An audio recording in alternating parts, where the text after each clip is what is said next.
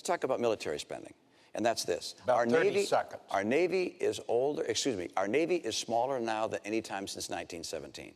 The Navy said they needed 313 ships to carry out their mission. We're now down to 285. We're headed down to the low 200s if we go through with sequestration. That's unacceptable to me. I want to make sure that we have the ships that are required by our Navy. Our Air Force is older and smaller than any time since it was founded in 1947. We've changed for the first time since FDR. Since FDR, we've always had the strategy of saying we could fight in 2 conflicts at once. Now we're changing to 1 conflict.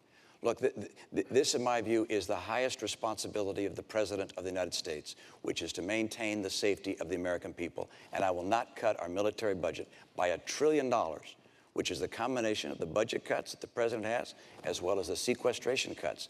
That, in my view, is making our future less certain and less secure. Bob, I just need to comment on this. First of all, the sequester is not something that I proposed. It's something that Congress has proposed. It will not happen. The budget that we're talking about is not reducing our military spending. It's maintaining it.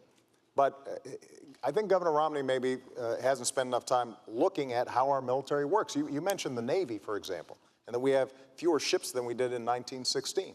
Well, Governor, we also have fewer horses and bayonets because the nature of our military has changed. We have these things called aircraft carriers where planes land on them. We have these ships that go underwater, nuclear submarines.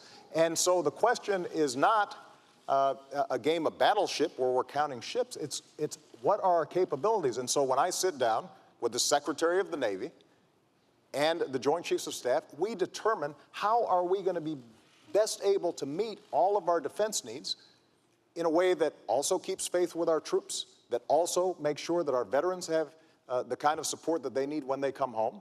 And that is not reflected in the kind of budget that you're putting forward because it just doesn't work.